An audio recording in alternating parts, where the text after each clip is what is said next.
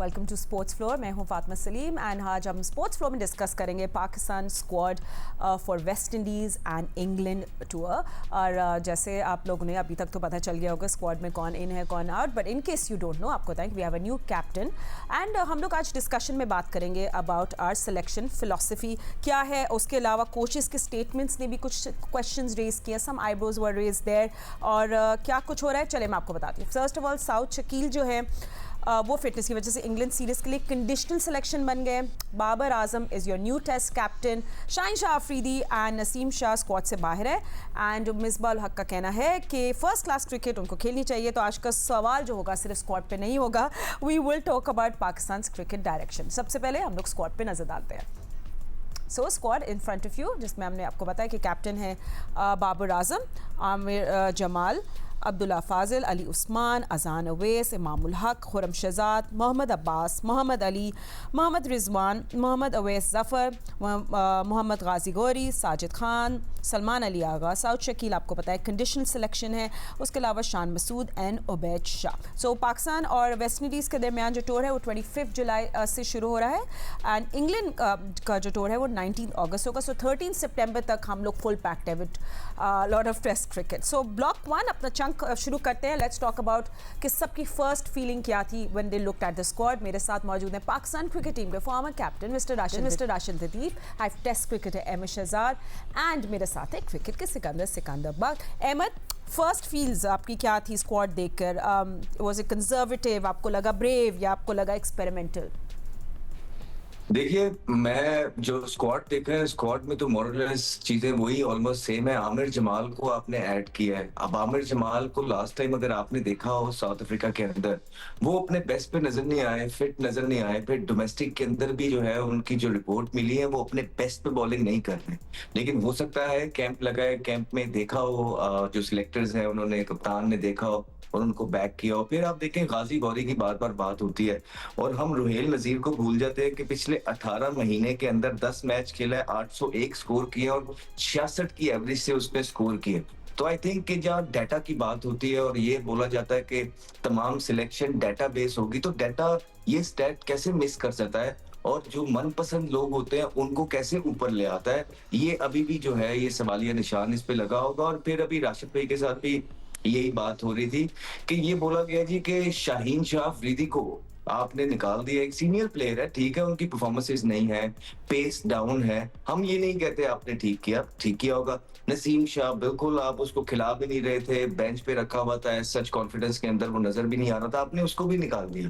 फिर आप ये बताएं ना कि उबैद शाह को आप किन परफॉर्मेंसेस पे लेके आए हैं? क्या इनसे बेहतर परफॉर्मेंस वाले या जिन्होंने विकेट ली भी है वो मौजूद नहीं थे आपकी डोमेस्टिक के अंदर? तो क्या वो डाटा जो है वो डाटा आपको नहीं दिखाया उन्होंने जब आपने कहा था कि जी हमारा तो काम ही बहुत कम रह गया है? सिलेक्टर्स बोल रहे थे कि जो है ना 85% जो आपकी सिलेक्शन है वो डाटा पे हो गई। तो क्या उबैद शाह की सिलेक्शन जो है वो प्रोमिनेंट नजर आ रही है फास्ट बॉलर्स के अंदर या उससे बेहतर परफॉर्मर मौजूद थे? आप उठा के देख लीजिए, धानी के स्टैट उठा के देख लीजिए, एक दो और बॉलर्स हैं अभी उस पर बात करते हैं, आप उठा के देख ले वो बेहतर। फिर आप कहते हैं कि जी इनको डोमेस्टिक खेलनी चाहिए शाहीन शाह अफरीदी को।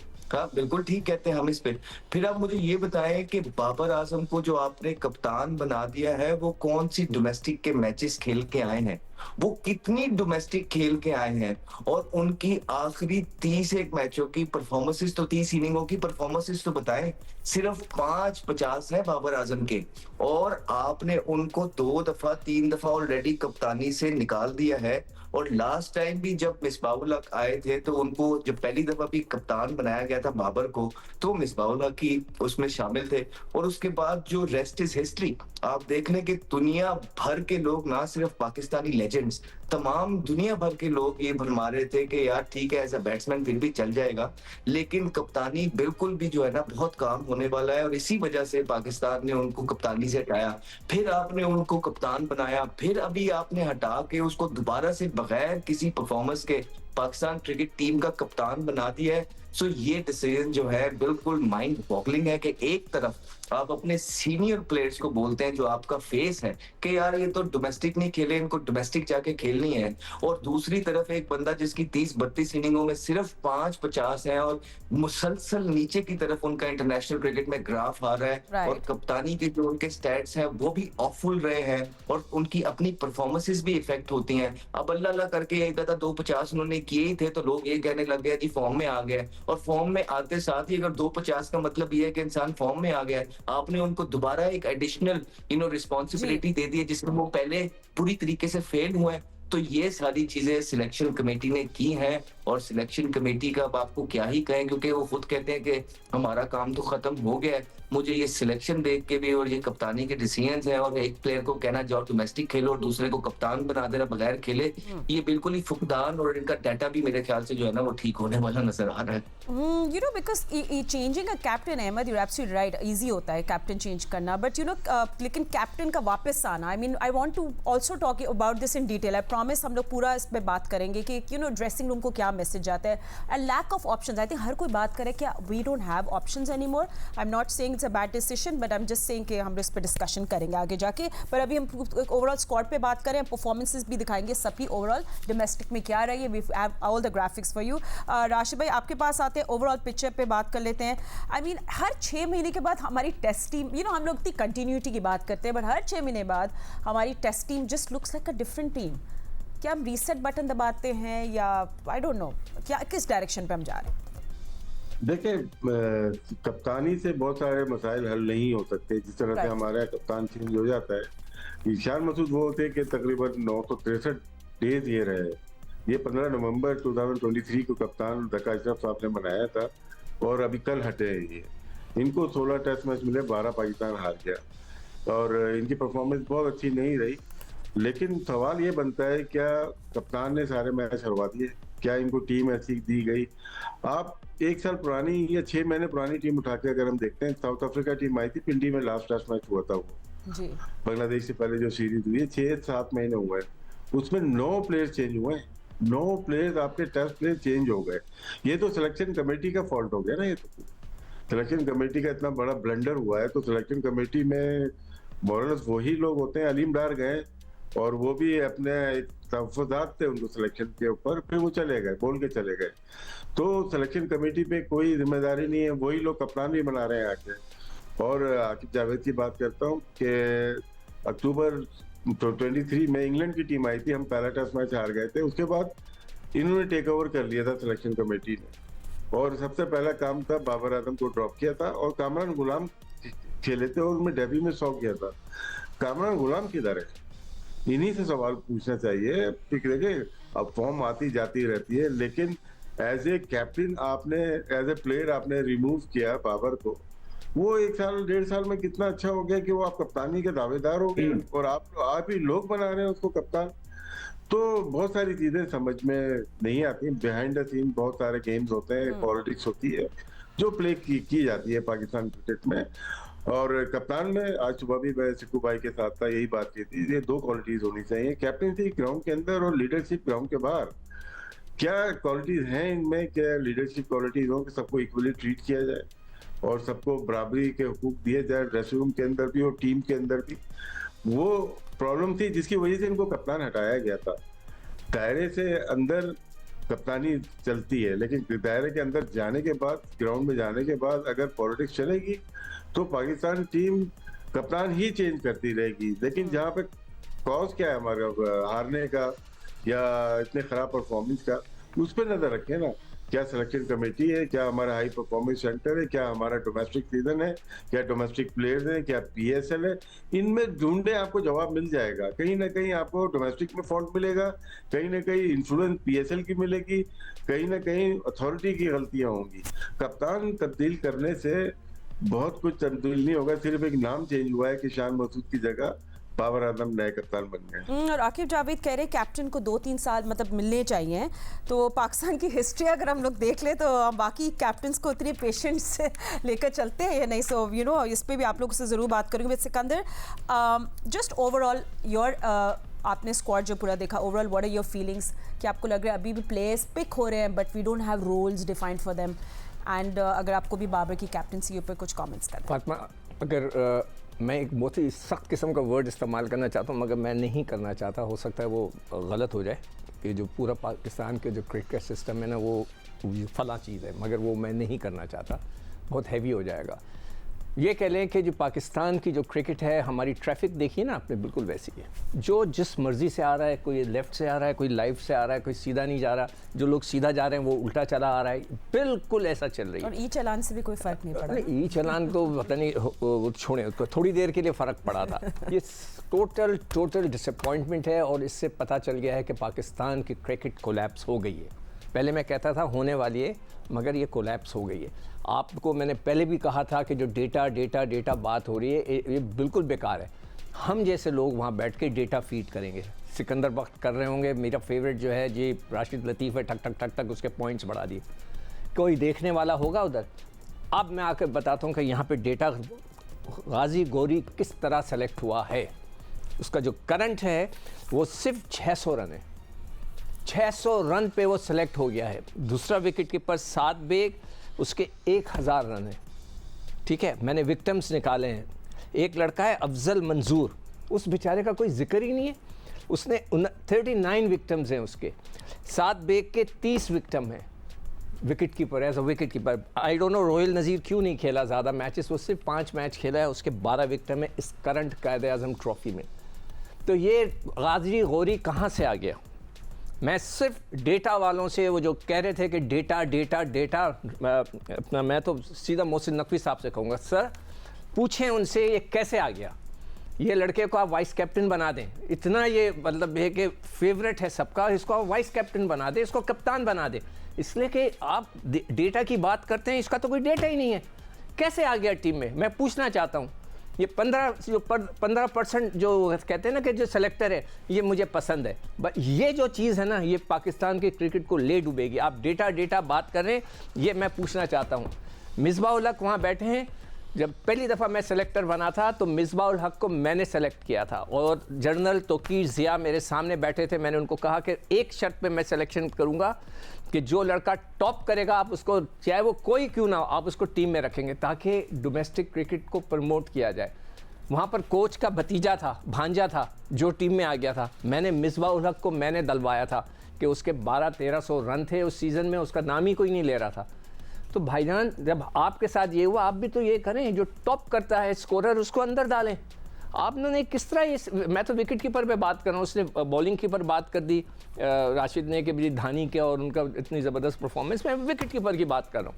ये टोटल ज़्यादती है कि एक लड़का जिसने सिर्फ 600 रन किए हैं वो पाकिस्तान टीम में आ गया है, जिन्होंने 1000 रन किए हैं वो टीम में नहीं है। रोहिल नज़ीर तो 3 साल से करता हुआ रहा है, एक बच्चा जो करंट फॉर्म में है आपने उसको नहीं लिया। ये सर ज़्यादती है, और ये डेटा बिल्कुल इज़ नथिंग। ये सिर्फ जो 15% आपने दिया ना कि हमारी पसंद, ये वो है। मैं और बाकी के बारे हम बाद में बात करेंगे। But you know, I also want to know about Shaheen and Shaheen और नसीम का। जैसे यू नो, अहमद आपने पहले भी बात की थी, but why do you think this decision was made? I mean, पूरी दुनिया में सब डोमेस्टिक क्रिकेट खेलते हैं, बट हमारे जो बॉलर्स हैं वो क्यों अवॉइड कर रहे हैं domestic? I mean, I want to know कि वर्कलोड की वजह से इन लोगों को नहीं सेलेक्ट किया गया। What do you think is the philosophy behind that? अब शाहीन और नसीम, जी आप देखिए कुछ अपना भी जो है इतना इंटरेस्ट हमारा नहीं रह गया टेस्ट क्रिकेट के अंदर, और इसमें कोई दो राय नहीं है। अगर कोई इंसान टेस्ट क्रिकेट खेलना चाहता है तो वो उसकी एफर्ट नजर आती है, हर स्पेल के अंदर एफर्ट नजर आती है। और हमारे पाकिस्तान के फास्ट बॉलर्स जो है, बेशक आप शाहीन की बात कर लें, नसीम की बात कर लें, वो नए बॉल के अलावा जैसे ही बॉल पुराना होता है उसके बाद उनका बॉल वो जो चलना है वो बंद हो गया। और एक टाइम था शाहीन जो पुराने बॉल पे आते थे वो अच्छा खासा तेज बॉल, हैवी बॉल करते थे, और ड्राई कंडीशन के अंदर वो जो है ना तेज बॉल करते थे, रिवर्स उनका होता था। पर वो वक्त के साथ साथ जो है, और वो जैसे ही टेस्ट से फारिग होते हैं, T20 में आते हैं, फिर भी उनकी पेस थोड़ी सी ऊपर जाती है। तो कहीं ना कहीं अपना इंटरेस्ट भी जो है हमारा एज क्रिकेटर बिल्कुल खत्म हो रहा है। और उसको फिर मसला ये है कि ये जब चीजें फातिमा आप लोग करते हैं ना, कि फातिमा के लिए जो है डिफरेंट रूल्स एंड रेगुलेशंस है, राशिद लतीफ के लिए डिफरेंट है, सिकंदर के लिए और अहमद के लिए, यही तो मेन प्रॉब्लम आती है। यहीं से टीम के अंदर लड़ाई झगड़े और ग्रुपिंग स्टार्ट होती है। इसीलिए तमाम वो एक्स क्रिकेटर्स आपको बोलते हुए नजर आएंगे कि ये जो लड़ाई झगड़े और ग्रुपिंग होते हैं, ये मैनेजमेंट के डिसीजंस और पीसीबी के डिसीजंस की वजह से हो रहे होते हैं। अब यहाँ पे आपने 2 सीनियर प्लेयर्स को तो ये बोल दिया कि यार इनको डोमेस्टिक खेलने की जरूरत है, ये डोमेस्टिक नहीं खेलते, ठीक। तीसरा, आपने एक बंदे को कप्तान ही बना दिया जो कि प्रूवन फेलियर हो चुके थे कैप्टनसी के अंदर, और फिर आखिरी 30-32 इनिंग्स के अंदर उनके सिर्फ 5-50 लगे हुए थे, उनको आप कप्तान ले आए हैं। और ऑलरेडी ये बातें चलती रही थी कि यार इनकी अपनी परफॉर्मेंस भी जो है ना खराब हो रही है। तो कुछ शहर के लोग भी जालिम थे, कुछ सानू मरन का शौक भी सी, तो शौक है बाबर आजम को कप्तानी का, और उनको ये जो वो ऑब्वियसली एक स्टार्टअप, एक पावर एक रहती है टीम के अंदर। जब आप कप्तान बनते हैं, स्वीट रूम आपको मिलता है, पूरी टीम आपके पीछे पीछे होती है, राइट, आपको डेली अलाउंसेस जो है ज्यादा मिल रहे होते हैं। तो वो शौक एक इस तरह का उनको पड़ गया कि वो 2-3 दफा फेल होके भी उन्होंने दोबारा से ये जो डिसीजन लिया है उसका कैप्टनसी को ले लेने का। बराए मेहरबानी आके ये मत बोलिएगा कि ये हमने मुल्क के लिए किया है। एज सच आप लोग के कोई रिकॉर्ड्स इस तरह के लिए नहीं थे कि आप मुल्क के लिए कैप्टनसी ले लेते, बजाय कि आप ये कहते कि नहीं जी मैंने 2 से 3 दफा कप्तानी की है, मेरी परफॉर्मेंसेस अपनी भी नीचे चली जाती है, तो आप जो है ना किसी यंगस्टर को या किसी और को बुलाएं। नहीं, उन्होंने भी फौरन ले ली। बनाने वालों का तो मकसद और, तो जैसे मैंने पहले भी बोला कि मिसबाहुल हक जब पहले भी आए थे, उन्होंने बाबर आजम को कप्तान बनाया था, और रेस्ट इज हिस्ट्री। आप उनकी परफॉर्मेंसेस देख लें, बाबर आजम की अपनी परफॉर्मेंसेस देख लें, तमाम चीजें नीचे आई और इस डिसीजन को तमाम हलकों में क्रिटिसाइज किया गया। एक तो फिर आप देखें कि सिलेक्शन कमेटी ने मुशावरत दी, और उस सिलेक्शन कमेटी के अंदर वो आकिब जवेद साहब भी मौजूद है जो ऑलरेडी कहते हैं कि जी इनकी फॉर्म नहीं है, वही इनके जो है ना मिसबाहुल हक साहब भी मौजूद है। उन्होंने एक दफा फिर बाबर आजम को कप्तान बना दिया, और बना के वो T20 की मिसालें भी देते रहे कि जी उसमें सब कुछ है, पीएसएल में उसने ये कर दिया। पीएसएल में भाई पीएसएल तो उसका खराब ही कभी नहीं गया, एक आधा पीएसएल उसका ड्राई गया होगा, बाकी तो यही तो हम कहते हैं कि आपकी पीएसएल में और आपकी इंटरनेशनल क्रिकेट में And that should not be a benchmark for test selection. You know, the rhythm for PSL and test is different. Yes. बस वाइंड अप करने दें कि मुझे ये है कि देखिए ये जो सिलेक्शन कमेटी होती है ना, उसी का तो ये काम होता है कि वो ये गेज करे कि अच्छा यार इसका पीएसएल का स्टैंडर्ड उस तरह का नहीं है, लेकिन हमने वो लड़के ढूंढने हैं, उनसे काम लेना है जो इंटरनेशनल लेवल पे जाके सरवाइव कर सके और एक्सेल कर सके और मुल्क को मैचेस जितवा सके। जो ये सिलेक्शन कमेटी चाहे 6 महीने हुए, चाहे 1.5 साल हुए, चाहे 2 साल हुए, अभी तक नाकाम नजर आ रही है। ठीक है, हम लोग बाद में आके इस डोमेस्टिक सीजन पे पूरी नजर डालेंगे about these players. Saud Shakeel की you know his selection conditional है, अगर वो फिट नहीं है तो what is piece. I am a big Saud Shakeel fan, मगर अगर ही इज़ नॉट फिट तो पाकिस्तान का मिडिल ऑर्डर क्या हम लोग इस पर क्वेश्चन मार्क है। इज़ सो इम्पॉर्टेंट इस वक्त के अभी हम उनको कंडीशनल रखा है कि नहीं। फिर हमने शान मसूद की भी बात करनी है, उनकी कैप्टनसी गई बट उनकी स्क्वाड में जगह बरकरार है। सो ये सेलेक्टर्स का कॉन्फिडेंस है या we need that experience? All these questions after short break.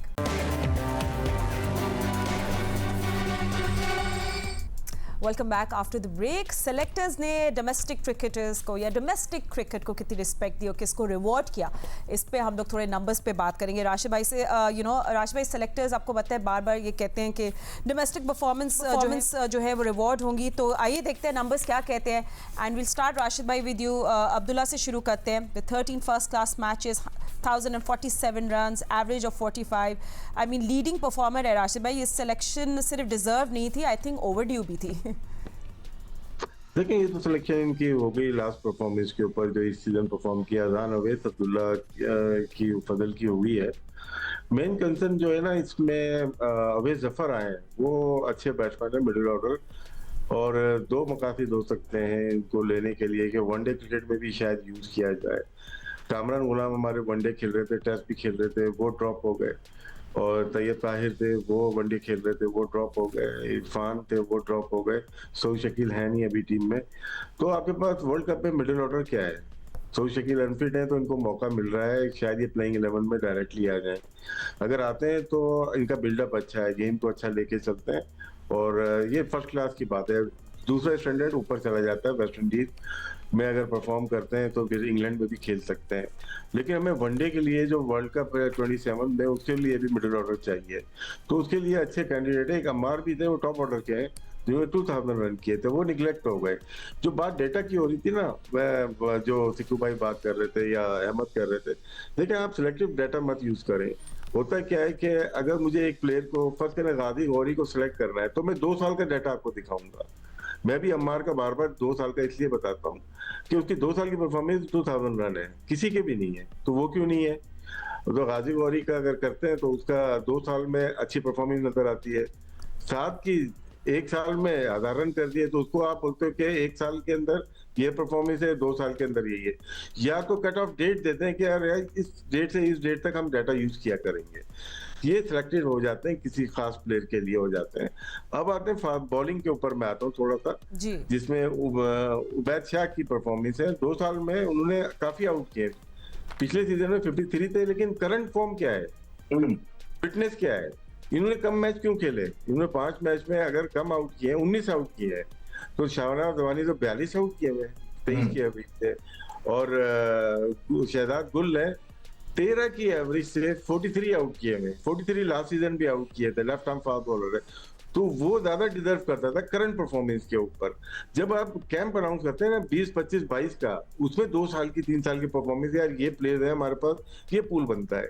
लेकिन जब टीम अनाउंस होती है ना, करंट परफॉर्मेंस बहुत ज्यादा काउंट करती है, जिसमें उबैद शाह की परफॉर्मेंस बहुत अच्छी नहीं थी। और इसी तरह गाजी गौरी की भी अगर देखा जाए तो दूसरे प्लेयर ज्यादा डिजर्व करते थे।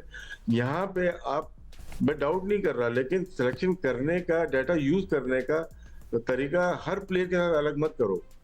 हर एक के साथ यकसा बर्ताव हो तो हमें कॉन्फिडेंस होगा ना। अभी मुझे किसी से मैं पूछूंगा ना फोन करके सेलेक्टर से, वो बोलते हैं कि यार प्रेसिडेंट ट्रॉफी में इनकी परफॉर्मेंस अच्छी थी, वो कैलिबर का टूर्नामेंट है। अरे प्रेसिडेंट ट्रॉफी में तो उसकी भी परफॉर्मेंस अच्छी थी, तो उसमें आपका डाटा यूज नहीं हुआ। लेकिन इसीलिए मैं कह रहा हूँ कि करंट परफॉर्मेंस जब टीम अनाउंस करते हैं, टेस्ट, वनडे, T20 की कोई भी हो, तो करंट परफॉर्मेंस ज्यादा यूज किया करें।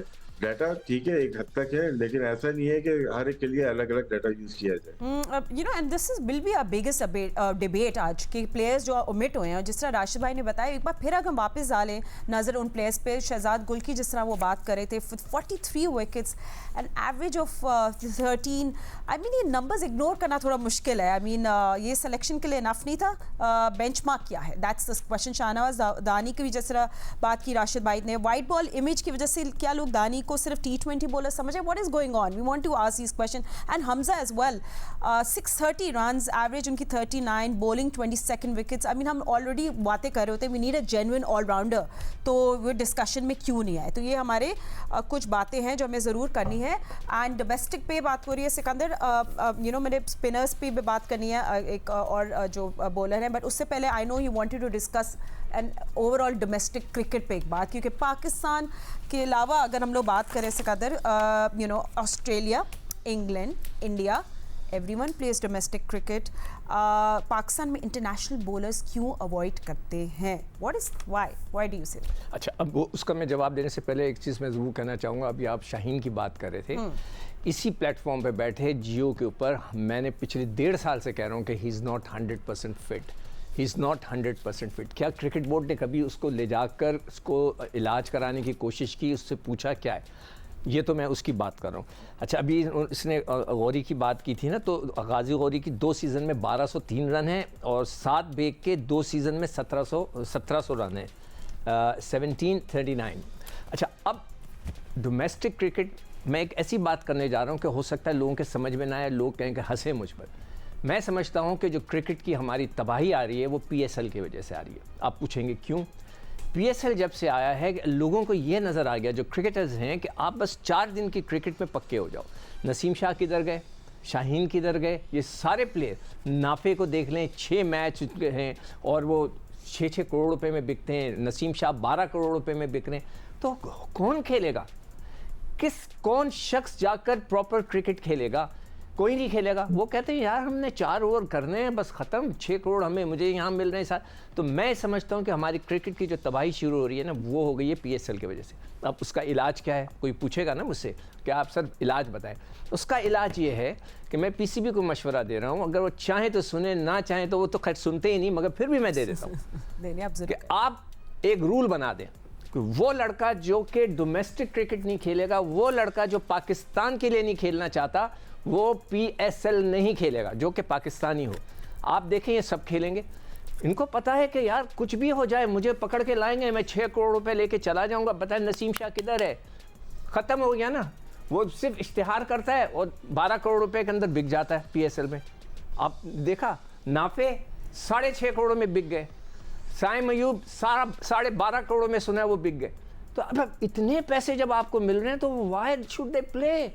उनको खेलने की कोई, हर एक का फोकस हो गया है कि मैं बस ये 4 ओवर कराऊं, मैं 4 दिन के ये 20 ओवर की क्रिकेट खेलूं। कोई नहीं खेलना चाहता। मैं मशवरा दे रहा हूं नकवी साहब, देखता हूं मैं कितना दम है इस पीसीबी में, ये फैसला कर दें कि वो लड़का नहीं खेलेगा पीएसएल जो डोमेस्टिक क्रिकेट नहीं खेलता, फिर मैं देखता हूं सब खेलेंगे।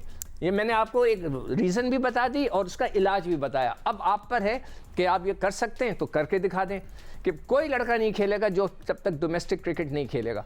तो देखें आप सब आकर खेलेंगे, हमारी क्रिकेट इंप्रूव की। देखें मैं अकेला नहीं कह रहा ये बात, वसीम अकरम, वकार यूनुस, रमीज़ राजा, जितने कमेंटेटर्स हैं, हर कोई ये कह रहा है कि इनको 4 दिन की क्रिकेट खेलनी चाहिए, मगर आपका कोच कहता है कि कोई नहीं खेलेगा। चल ठीक है। जी राशिद भाई, एक चीज जी तो भाई ने जो बात की उसको आगे लेके चलता हूँ। अभी सेंट्रल कॉन्ट्रैक्ट में जो शिकें लगाई गई हैं, जो क्लॉज बनाए गए हैं, उसमें पीएसएल मैंडेटरी है, आपको सबको खेलना लाजमी है आपको। और जो टेस्ट खेलेगा उसके लिए 4 या 5 फर्स्ट क्लास हैं, जो वनडे खेलेगा उसके लिए लिस्ट है कि कुछ मैचेस हैं, लेकिन हर एक के लिए मैंडेटरी है पीएसएल। जो सिक्कू भाई बोलना चाह रहे हैं ना, आपकी फर्स्ट क्लास टॉप प्रायोरिटी होनी चाहिए, जो सेंट्रल कॉन्ट्रैक्ट में होना चाहिए। हर कोई फर्स्ट क्लास खेलेगा जो खेलना चाहता है, पीएसएल लिस्ट है या टेस्ट क्रिकेट खेलना चाहता है, वो आपकी फर्स्ट क्लास क्रिकेट होनी चाहिए। और फर्स्ट क्लास क्रिकेट देखें, मैं थोड़ा सा आगे लेके चलता हूँ आपको, जो बात करें लड़के क्यों नहीं खेल पाते, हमारा शेड्यूल ऐसा बनता है, ड्रॉज ऐसे बनते हैं जिसमें आपको जरूरत ही नहीं पड़ती खेलने की, क्योंकि नवंबर में आपका इस दफा सितंबर के मिड में शुरू हो रही है। वरना लास्ट ईयर या इंग्लैंड जब आई थी या बांग्लादेश जब आई थी, 2 टेस्ट वो खेले, 3 टेस्ट के लिए इंग्लैंड आई थी और 1 टेस्ट, दूसरा टेस्ट शुरू हो रहा था तो हमारी डोमेस्टिक शुरू हो रही थी। दुनिया में क्या होता है कि जब कोई टीम आ रही होती है इससे 1 महीना पहले आपकी फर्स्ट क्लास शुरू हो जाती है, क्योंकि कैंप लगाने से अच्छा है आपके जो प्लेयर्स हैं 3-3 फर्स्ट क्लास मैच खेल रहे हैं, उसके बाद नेशनल टीम के साथ पार्टिसिपेट करें टेस्ट मैचेस में। जब आपके अपने इंटरनेशनल डायरेक्टर वगैरह सेट करते हैं ना आपका शेड्यूल या सीरीज, तो वो अगर चौथे मैच में, टेस्ट मैच में जो होम खेला जा रहा है, 2 बांग्लादेश से हार चुके हैं और दूसरा टेस्ट मैच शुरू होने जा रहा है मुल्तान या रावलपिंडी जहाँ पे भी इंग्लैंड से, उस वक्त हमारी फर्स्ट क्लास क्रिकेट शुरू हुई है। तो आपके जो प्लेयर्स थे वो वैसे ही टच में नहीं होते, तो आप जो शेड्यूलिंग करें ना वो ऐसी करें कि फर्स्ट क्लास आपकी स्टार्ट हो जाए और नेक्स्ट जो टेस्ट मैचेस हो वो उसके 1 से 1.5 महीने के बाद होम सीरीज हो, तो वहां पे आप लाजमी करते हैं कि ये प्लेयर पार्टिसिपेट करेंगे तो वही खेलेंगे आपकी टेस्ट क्रिकेट। बेसिकली अगर आप किसी बॉलर को कह रहे हैं कि आपने अपनी रेड बॉल चले इंप्रूव करनी है, तो आपको ये भी देखना है कि उनके लिए डोमेस्टिक कब अवेलेबल है, और कब था, आई मीन डोमेस्टिक सिस्टम, तो और अगर जब अवेलेबल था उन्हें कितना खेला। So all of this check and balance. अच्छा, एक वेल डिजर्व्ड भी है, उसकी हम ज़रूर बात करेंगे, that's Ali Usman Ahmed. I mean spinner is the biggest domestic performer, 73 wickets, average of 29, 5 wicket hauls हैं उनके, सॉरी मुझे पेपर देख के देखना पड़ रहा है, and just so many numbers there, and 4-10 wicket matches. I mean अगर ये सेलेक्टर की फाइल को कोई बहुत बड़े जस्टिफाई करता है, so it's this player. I am so happy to see him and I hope कि हम इनको देखें इंग्लैंड और वेस्ट इंडीज। मैं इनके साथ खेला हूँ। अच्छा। और डिसेंट बॉलर है, हाँ जी डिसेंट बॉलर है, बड़े अरसे से डोमेस्टिक क्रिकेट खेल रहे हैं, काफी ओवर्स करते हैं, ड्राई कंडीशंस होती हैं जिसमें बहुत सारे ये ओवर्स फेंकते हैं, उसमें ऑब्वियसली एक इनका फर्मा भी एक जुल्फकार बाबर का जिसका सेट था, इनका भी एक फर्मा सेट है, अच्छी डिसिप्लिन बॉलिंग करते हैं, चालाक बॉलर है और I wish him all the best. इनको रिवॉर्ड मिला है अपनी डोमेस्टिक क्रिकेट के अंदर जो इन्होंने अरसा दराज से परफॉर्मेंसेस कर रहे हैं। होपफुली ये आए पाकिस्तान टीम के अंदर और ये वेस्ट इंडीज टूर के अंदर, क्योंकि वहाँ पे इस तरह के पिचेस हो सकते हैं कि जहाँ पे इनको टर्न मिले, असिस्टेंट मिले, वहाँ पे ये पाकिस्तान को मैचेस जितवाएं। अच्छा, इसमें मैं एक चीज़ ऐड करूँगा, अभी जैसे उसने अहमद ने बोला ना कि वो उनके साथ खेल चुका है, उसके बारे में सब डिस्क्राइब कर दिया। अब जब कोई परफॉर्मेंस देता है और आप उसको सेलेक्ट करते हैं तो फिर आप उनको अच्छी बातें सुनने को मिलती हैं ना। अहमद ने उसको बहुत अच्छी तरह डिस्क्राइब किया, इसलिए कि वो एक अच्छा बॉलर है, उसने अच्छी परफॉर्मेंस दी है, कोई आवाज़ नहीं उठाएगा। मगर आप जब ऐसे बंदे को लेकर आते हैं कि जो किसने परफॉर्मेंस नहीं दी तो फिर आवाज़ें उठेंगी। और डोमेस्टिक क्रिकेट की जो राशिद ने बात की, बिल्कुल सही कह रहा है। अभी देखें 21 दिन थे, 22 दिन थे, आप कराते मैचेस, हमें पता चल जाता कौन कितने पानी में। हमारा जो डायरेक्टर है वो था, वो चला गया, मगर सुना वही कंट्रोल करें, उनके छोटे भाई आ गए। मुझे कोई नहीं फ़र्क पड़ता बताने में कि अब उनके छोटे भाई आ गए हैं, उस डायरेक्टर डोमेस्टिक क्रिकेट बन गए हैं। मतलब है कि माशाल्लाह से हमारी जो क्रिकेट है किस तरह चलती है आपके सामने है। और वो एक T20 कराते हैं, सेमीफाइनल के बाद 3 महीने बाद फाइनल कराते हैं। यार कहीं दुनिया में नहीं होता। और जैसे अभी पिछले दिनों वो हमारी कोई वो अहमद बता रहे थे कि वो ड्यूरिंग द कैंप लड़के जा रहे हैं, आ रहे हैं, कोई दुबई जा रहा है, कोई अपने मामा से मिलने जा रहा है, कोई खाला से मिलने जा रहा है। यही चीज़ PSL में हुई है। कभी कोई बड़े टूर्नामेंट में ऐसा होता है, अभी वर्ल्ड कप चल रहा है फुटबॉल का, क्या लोग अपने घरों को जा रहे हैं, क्या अपने घर में मिलकर आ रहे हैं? यार इस तरह शेड्यूलिंग की जाती है कि जब एक रिदम बनता है। आपका एक प्लेयर ऑस्ट्रेलिया गया, 18 घंटे की ड्राइव करके एक्सीडेंट किया, ड्रंक हुआ, पुलिस केस बना, दोबारा 18 घंटे खेल कर आया, तो वो क्या खेलेगा? तो आप खुद अपनी क्रिकेट का जो है स्टैंडर्ड गिरा रहे हैं। कभी दुनिया में कोई टूर्नामेंट, अभी वर्ल्ड कप चल रहा है, आप देख लें फुटबॉल में, क्या उनके फुटबॉलर जा रहे हैं अपने घर? कोई नहीं जा रहा है। स्केड्यूलिंग सही होनी चाहिए, प्रॉपर क्रिकेट होनी चाहिए।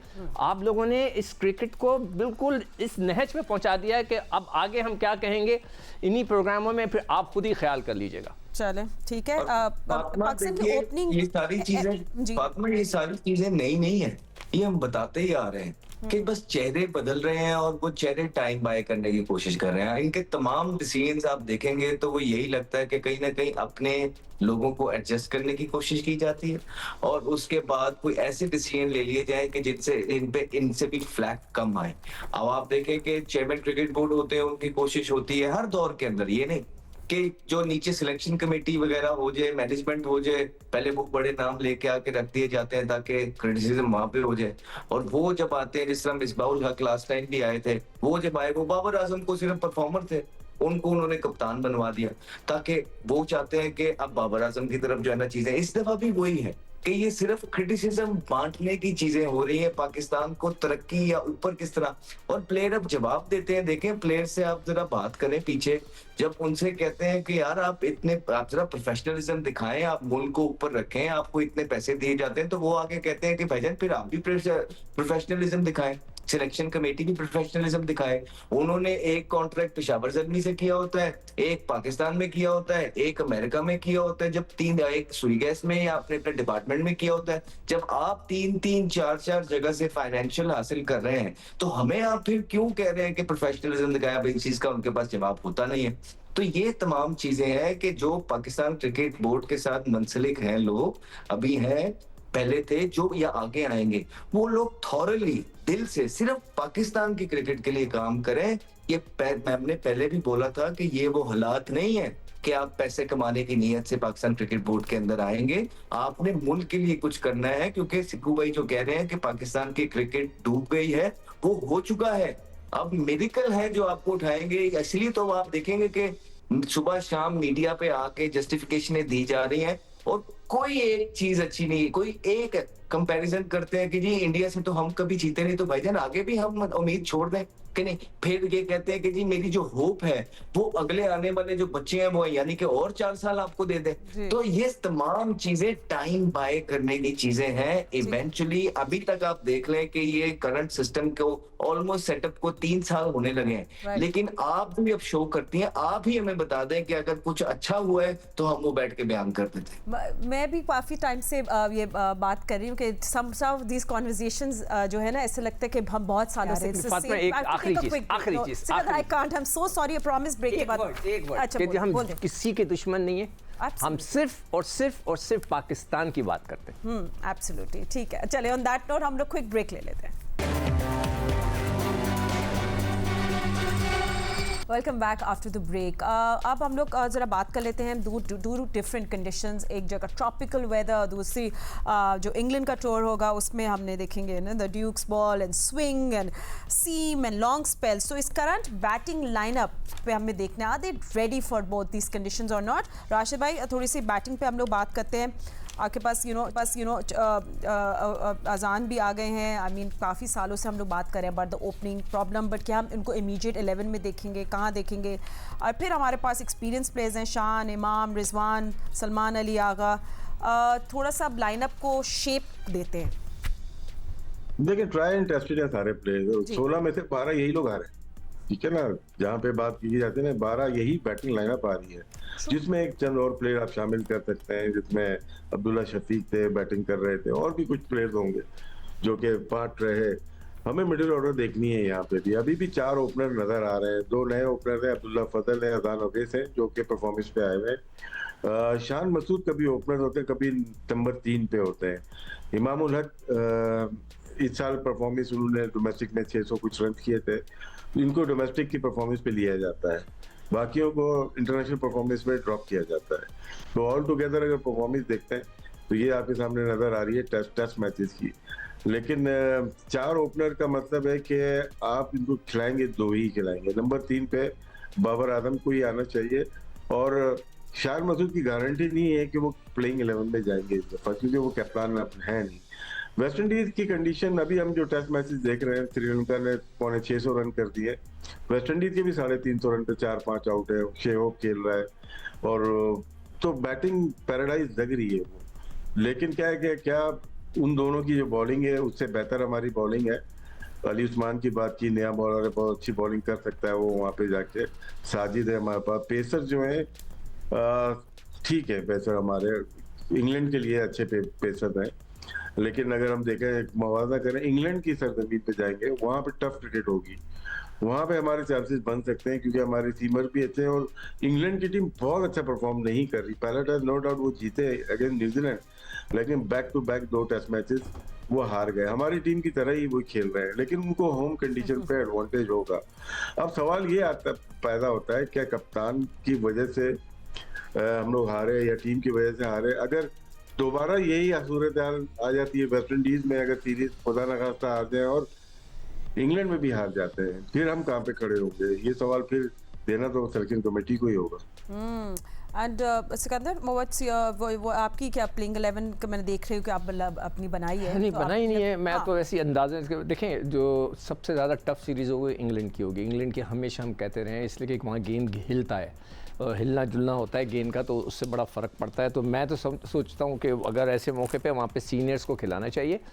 अगर चांस दे दें किसी यंगस्टर को तो अच्छी बात है, ओवेस या अब्दुल्ला को, अजान को, और उसको देना चाहें तो दे दें, मगर सीनियर को खिलाएं और फिर उनका फ़ैसला करें। अब ये ना करें कि शान मसूद को ना खिलाएं, इमाम को ना खिलाएं, उनकी जगह ओपनर्स नए बच्चे भेज दें और वो बच जाएँ, फिर अगले दफ़ा फिर हमारे सर पे पड़े हों ना। सीनियर्स को कह दें कि भाई जाओ, खेलो, परफॉर्म करो, नहीं करोगे फारिग, फिर नई लॉट बनाएं आप। इस तरह होना चाहिए, ये नहीं होना चाहिए कि बच्चों को वहाँ पे फंसा दिया जाए। तो मेरे हिसाब से तो है वही सीनियर्स को खेलना चाहिए। 3 पेसर्स होंगे और एक playing Khurram Shahzad, that means are you Khurram Shahzad? नहीं, मैं अच्छा पेसर्स में अब्बास, मोहम्मद अली मैंने रखा है, Aamir Jamal as an allrounder होगा। अगर स्पिनिंग ट्रैक हो तो आप खुरम को रख लें और साथ में एक स्पिनर रख लें, और वरना अगर स्पिनिंग ट्रैक है जैसे वो वेस्ट इंडीज़ का बता रहे हैं, तो वहाँ पे तो 2 स्पिनर हो सकता है खेल जाएं। हमारे इस इंग्लैंड में तो मुझे मुश्किल लगता है कि 2 स्पिनर खेलें, वहाँ स्विमिंग ट्रैक्स होते हैं, तो वहाँ पर जो है वो सीमर्स का होता है। तो सीनियर खिलाड़ियों को खिलाएं और उनका फिर फैसला करें और उनको बता दें, असूलन उनको बताना चाहिए कि सर आप लोग सब सीनियर हैं, गो एंड परफॉर्म, अदरवाइज आप गो एंड परफॉर्म को विचार कह रहे हैं ना, आप ठीक कह रहे हैं, लेकिन ये तो देखें पिछले 8-8 साल से सिक्कू भाई यही तो खेल रहे हैं। तो सर फाइनल कराना चाह रहा हूँ ना इनका, इसीलिए तो मैं चाह रहा हूँ फाइनल हो जाए इनका। सिक्कू भाई ये फाइनल तो बड़ी देर पहले का हो जाना चाहिए था। हमारा हो गया। बैटिंग कंडीशन के अंदर फ्लॉप होते रहे। आप तो इंग्लैंड की बात करें, अल्लाह करे कि सेंचुरियां लगाएं, लेकिन मसला ये है, वो ये कहते हैं कि भाई और है ही कोई नहीं, और बनाया ही कोई नहीं वहां। और जो है ना, पाकिस्तान क्रिकेट बोर्ड में जो लोग बैठे हुए थे, उन्होंने चीजें डेवलप ही नहीं की, ना कोई लीडर डेवलप कर सके, ना कोई इस तरह के प्लेयर्स डेवलप कर सके कि जो आए ब्रायन लारा की तरह 400 करें। कोई एक तो बताए कि कोई हो जिसपे कहे हाँ ये है इंसान को, ये 2-3 प्लेयर नजर आ रहे हैं। तो ये सिस्टम ने करना था। जब आपकी ये जो सिस्टम की बात होती है, ये उसकी जिम्मेदारियां थी, इसलिए तो आप बैक स्टेप लगा रहे हैं। बाबर आजम को कप्तान बना के आपने किया क्या? आप दोबारा से 5 साल पीछे चले गए, क्योंकि बाबर आजम को तो आपने उनकी गंदी कैप्टनशिप की वजह से, गंदी परफॉर्मेंस की वजह से निकाला था। अब आपने उनको, देखिए हम भी चाहते हैं बाबर आजम परफॉर्मेंस करें, हम भी चाहते हैं कि वो ढेरों उनकी फॉर्म वापस आए, वो ढेरों रन, लेकिन क्या ये फैसले जो बाबर आजम खुद अपने साथ भी कर रहे हैं, ये इंसाफ कर रहे हैं कि बाबर आजम खुद चाहते हैं कि वो फॉर्म के अंदर वापस आए और वो प्रेशर से या लाइमलाइट से दूर रह के जो है ना चुप करके अपनी क्रिकेट खेलें? ये जो डिसीजन वो खुद भी कर रहे हैं या पीसीबी, वो लगता है कि ये खुद भी नहीं चाहते हैं। नहीं, क्योंकि अब वो दोबारा से limelight- अहमद ये बताओ कि डू यू थिंक कि बाबर ने कोई और शर्तें नहीं रखी होंगी? सर शर्तें वो नहीं, इंसान नहीं। लगता है कि जो पीछे से जिसने पता नहीं को बहुत परफॉर्मेंसेस की हो, मैं आपको बता रहा हूँ 30 इनिंगों के अंदर 32 इनिंगों के अंदर 5-50 है उनकी तो अपनी परफॉर्मेंस कोई नहीं है, तो उन्होंने शर्तें क्या रखी होंगी पीछे सर?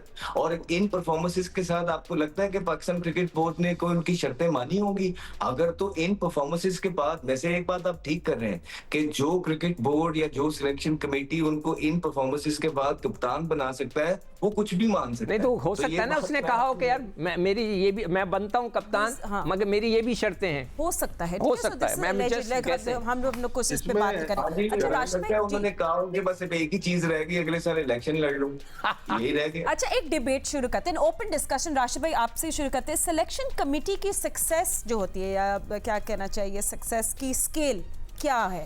आई मीन आप लोग क्या एक्सपेक्ट करते हैं as cricketers from a selection committee?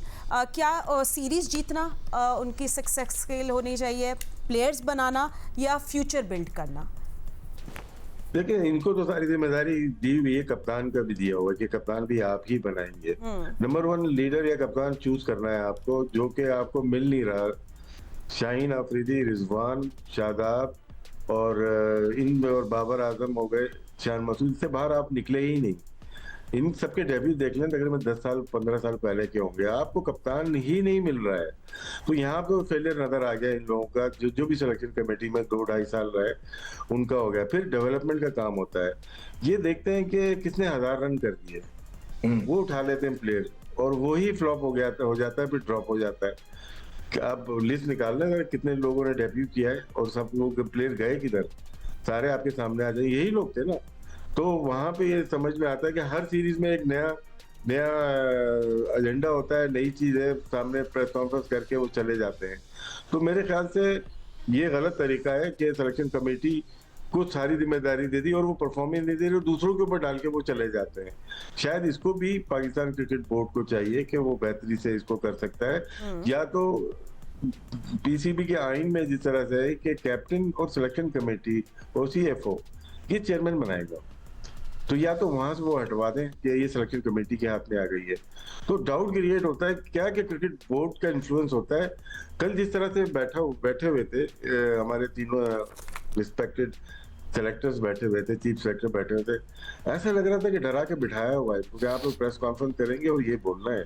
मुझे लगा ऐसा, क्योंकि बहुत सारी प्रेस कॉन्फ्रेंस जब टीवी पर लाइव होती है ना, वो इतनी आसान होती नहीं है।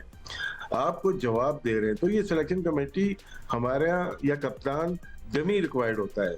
हिस्ट्री है हमारी भरी पड़ी हुई है, डमी कप्तान और डमी आपके पास सिलेक्शन कमेटी होती है कि हम जो मर्जी करवा लें। हमारे पास कोई ऐसी चीज है नहीं जो आपको मैं बता सकूं, लेकिन हिस्ट्री बताती है। जो लोग सिलेक्टर रहे हैं, चिक्कू भाई भी जानते हैं लोगों को, अहमद भी जानते हैं, मैं भी जानता हूं, जो बाद में आके बोलते हैं यार नहीं हमने तो ये नहीं किया। सबसे बड़ी ताज़ा मिसाल अलीम डार है। चिक्कू भाई तो काम कर चुके हैं, कितने सारे डिसीजन हुए जिसमें उन्होंने ना किए। यहाँ पे ना करने वाले लोग आपको रिक्वायर्ड नहीं होते, चाहे वो कप्तान हो चाहे वो सिलेक्शन कमेटी हो। और फिर फातिमा आप ये देखें कि ये कहते हैं कि अभी तो वर्ल्ड कप में बड़ी दूरी है और वर्ल्ड कप के जब पास आ जाते हैं ना, तब वर्ल्ड कप की तैयारियां शुरू करते हैं। और दूसरी तरफ अगर आप अपनी नेबरिंग कंट्री को भी देखेंगे, भी सूर्या कुमार यादव उन्होंने वर्ल्ड कप जितवाया है, उसको जितवा के उन्होंने हटा दिया और अगले वर्ल्ड कप की तैयारी स्टार्ट कर दी है। तो यहाँ की तो फिलॉसफी ही डिफरेंट है। पाकिस्तान के अंदर एक तो फिलॉसफी डिफरेंट है, ऊपर से एक और नई चीज करा दी है। वो कहते हैं जी टॉप 4 में तो हम बड़ा कम पहुंचे हैं और हमारा क्राइटेरिया भी जो फातिमा रह गया ना इस नेशन का, वो अब जीतने की उम्मीद कोई नहीं लगाता है, ना ही मीडिया लगाता है, ना ही अवाम। उनका एम ये होता है किसी तरीके से टॉप 4 में पहुंचे, but that's all they want to do. और आप देख लेंगे इंशाल्लाह ताला, अल्लाह करे पाकिस्तान जीते अगले साल वर्ल्ड कप जब भी है, लेकिन अगर ये टॉप 4 में पहुंच गए तो आप देखिएगा they are happy with it. चले एनीवे पाकिस्तान के पास लीडरशिप पाइपलाइन ही नहीं है, that's something that we really want next show. But thank you so much analyst, आपने हमें ज्वाइन किया। हम आपको मिलेंगे बहुत जल्द। अभी फिलहाल लेते हैं वक्त। अल्लाह हाफ़िज़।